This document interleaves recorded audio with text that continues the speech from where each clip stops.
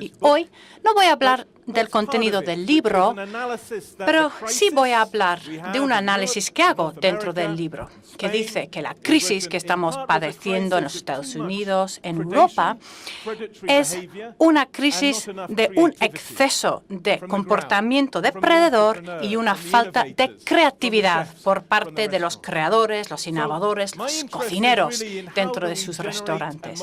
Mi pregunta, entonces, es ¿cómo podemos tener una creatividad movilizadora que ha mencionado Adoni antes para proporcionarnos una salida de esta crisis donde no parece haber mucha esperanza?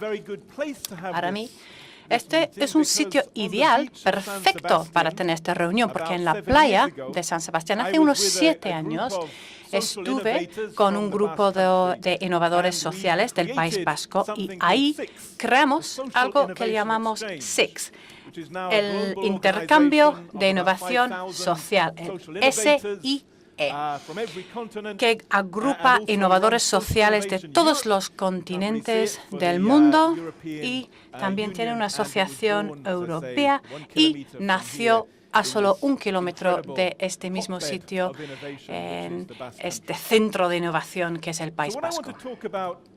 Entonces yo esta tarde voy a ofreceros un marco un tanto distinto, una manera de plantear el problema.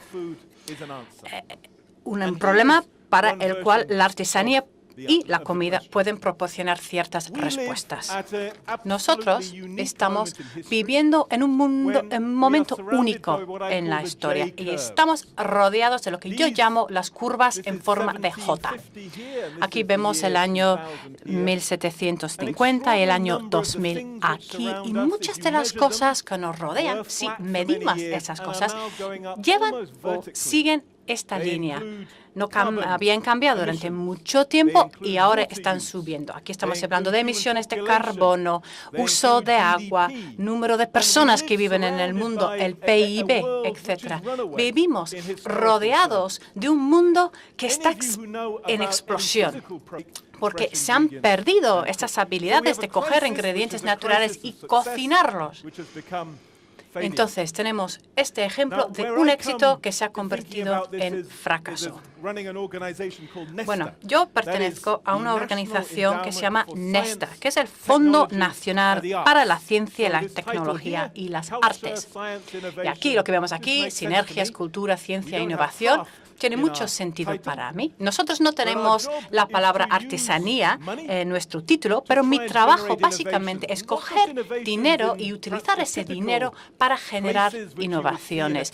Y no en los sitios típicos, como un parque tecnológico, sino innovación social, innovación en el campo de los servicios, en el mundo del teatro y también en el mundo de la gastronomía.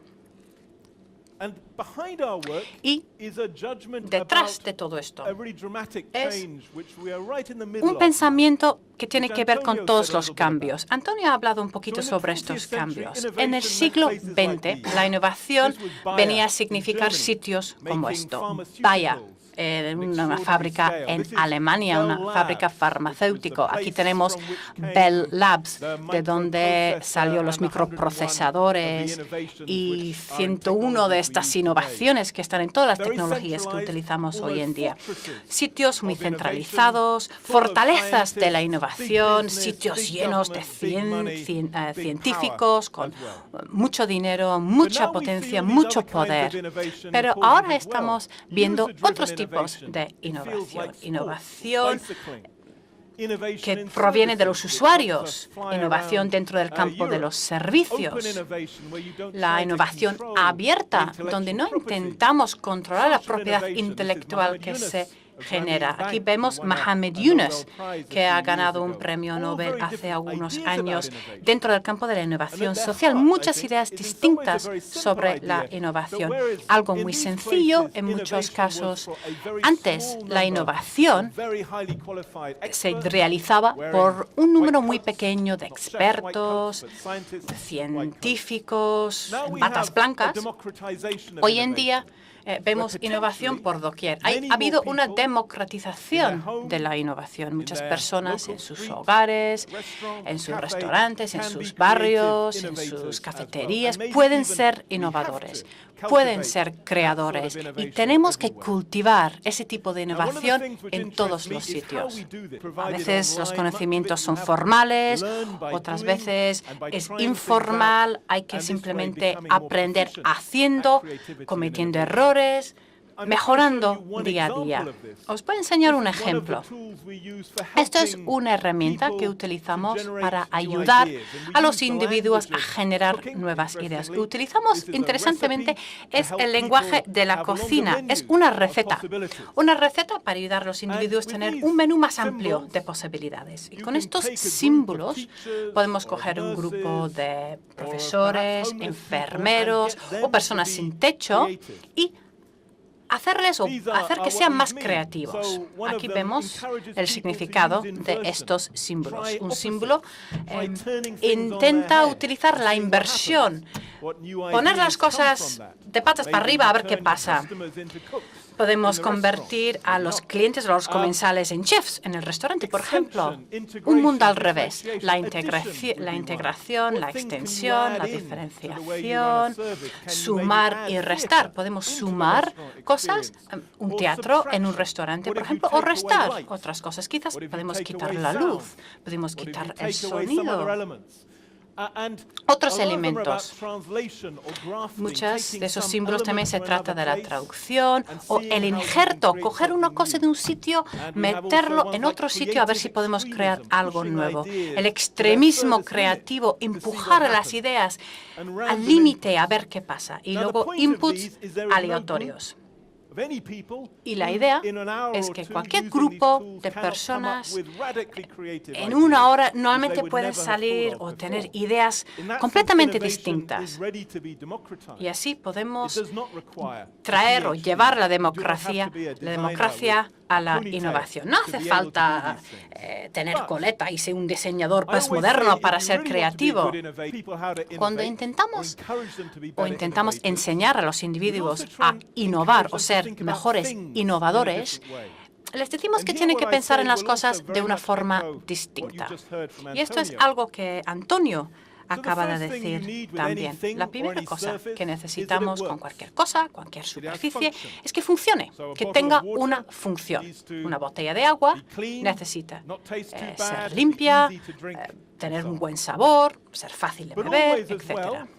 Pero también vamos a necesitar o encontramos que los productos de los servicios funcionan mejor si tienen un significado y si tienen más capas de significado, una riqueza mayor semiótica, entonces funcionan mejor. Si alguien te cuenta la historia de dónde proviene el agua, si hay una leyenda de la fuente, del manantial, de dónde proviene, funciona mejor. Y si hay una relación embebida dentro de todo este entramado, y si una comida, como pasa con muchas cosas, si la comida sigue rompiendo este equilibrio, vamos a sufrir. Y esto nos devuelve otra vez a un mundo preindustrial, pero de una forma postindustrial. En el mundo preindustrial, el trabajo, casi todo el trabajo, era un trabajo de mantenimiento, cultivar las plantas, cuidar a los niños, etc. Luego pasamos por un periodo de unos 200 años donde una gran parte de la población empezaban a fabricar objetos. Hubo un crecimiento acumulativo y vimos el nacimiento del mundo de los ordenadores, coches, etc.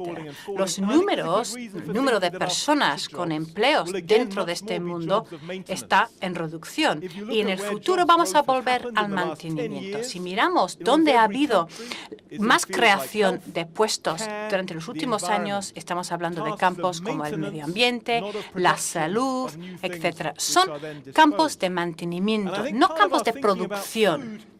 Y cuando pensamos en la comida, tenemos que pensar en la comida como parte de la economía del mantenimiento y no la economía de la producción. No se trata de hacer las cosas más y más grandes, sino hacer las cosas otra vez y mejor. Tiene mucho más que ver con el mundo de la amistad, del sexo, el buen comer, donde lo ideal no es hacer las cosas más y más grandes, sino hacer las cosas una y otra vez cada vez mejor. Y esto es un espíritu que quizás os sea obvio para todos vosotros, pero también es relevante a todas las partes de la economía moderna. Y quiero pasar simplemente algunos minutos hablando de una idea que espero sea relevante para vosotros aquí en España. Aquí tenemos la idea, que fue un poco una forma de responder a problemas que había en los centros escolares, sobre todo con adolescentes. Se aburrían en las aulas, en un sistema pasivo, donde no se sentían identificados, donde había abandono escolar, donde faltaban a clases. Por eso nos centramos en diseñar un centro escolar diferente, un instituto al que no querrían hacer pira. Lo que hice fue visitar diferentes centros, uno de ellos en Australia, y donde la idea central era pescar. Era una zona que había sido industrial. Después de la crisis habían desaparecido las empresas y los adolescentes llevaban, además de aprender matemáticas, biología, lo que sea en el instituto, llevaban un negocio de acuicultura y lo vendían. Vendían el pescado. Utilizaban la acuicultura como una forma de organizar su programa de estudios, a la vez que también se relacionaban con su comunidad por medio de ello. Y esa fue un poco la idea que nos inspiró a nuestros centros escolares, estudios los llamábamos. Un poco volviendo al Renacimiento, Leonardo da Vinci decía que un estudio era un lugar donde aprendías haciendo y hacías aprendiendo. Estoy seguro de que muchos de los cocineros aquí estaríais de acuerdo con estas ideas, con esta idea de Leonardo. Es una forma mucho mejor de aprender, una forma integrada. Y lo peculiar es que en nuestros centros educativos parece que se ha olvidado este principio básico. Bien, entonces pusimos en marcha el programa. Eran siempre centros escolares pequeños, de un máximo de 300 alumnos, siempre de secundaria, muy relacionados con la comunidad, con empresas también que trabajaban con ellos, y siempre aprendiendo, haciendo cosas en equipo y con proyectos que estaban relacionados con la vida real. Proyectos que podía ser una cafetería, un restaurante, lo que sea. ¿Y quiénes son los pioneros que pueden alinear todos estos ingredientes y elementos de la mejor manera posible? Imaginaos, ahí tendríamos que tener normativas en cuanto a la cantidad de sal en los alimentos. Necesitaríamos nuevas tecnologías de forma que la gastronomía molecular también sea accesible para el hogar, la familia de a pie, normal. Y estoy de acuerdo con lo que decía Antonio antes. Parte de este cambio sistémico tiene y tendrá mucho que ver con lo que pase en la producción, en las fábricas. En el Reino Unido ya tenemos muchos Fab Labs y poco a poco estamos viendo un cambio de subcontratar y de sacar la producción de nuestro país y que se hagan en China o en Sudamérica, etcétera, y que parte de esa tecnología, tanto de alta tecnología como artesanal, ocurra otra vez en el Reino Unido, en la casa de alguien. También quería comentaros que me parece que todo esto va a ser muy difícil. No sé si conocéis esta obra. Es un cuadro de Turner, un pintor británico, inglés. Vemos aquí este navío que se llama el Temorer. Y aquí tenemos este pobre barco de vapor que está remolcando al gran barco que ha quedado casi destruido. ¿Qué quiere decir esto? Bueno, es la modernidad, el barco de vapor que iba a sustituir al barco de vela. A mí esta obra me recuerda la dificultad de la innovación. ¿Por qué? Porque nos atrae la estética de lo antiguo. Nos cuesta mucho psicológicamente dejar ir y soltar la belleza del barco de vela y conformarnos con el moderno.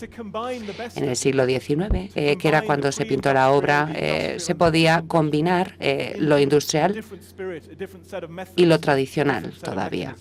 Quizá podamos hacerlo ahora también, con lo industrial y lo postindustrial, utilizando diferentes mecanismos y herramientas. ¿Por qué quería pediros este favor?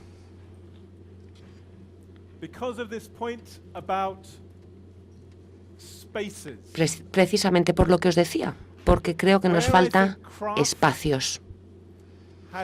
Cuando pienso en la artesanía y en ese conocimiento profundo, especial, que a veces no hay ni en la tecnología ni en la ciencia, que es un poco, yo creo que está relacionado con la puntuación, lo llamo yo, los silencios, las pausas.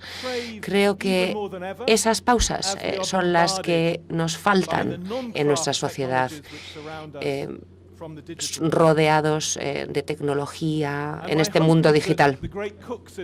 Yo tengo una esperanza, que estos estupendos cocineros, los creadores gastronómicos, que vosotros con vuestra creatividad podáis también dejarnos espacios entre plato y plato.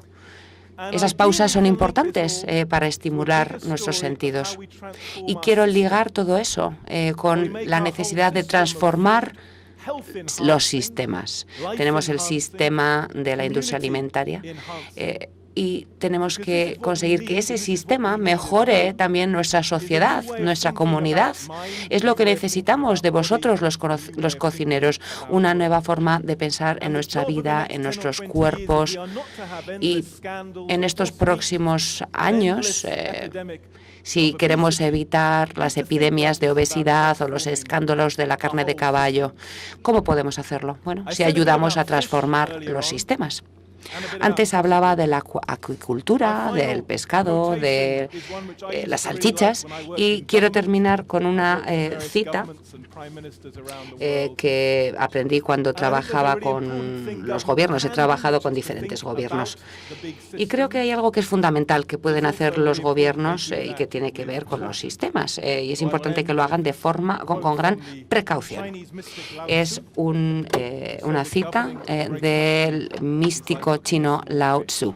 Gobernar un gran país es como cocinar un pescado pequeño. No hay que pasarse, no hay que hacerlo demasiado.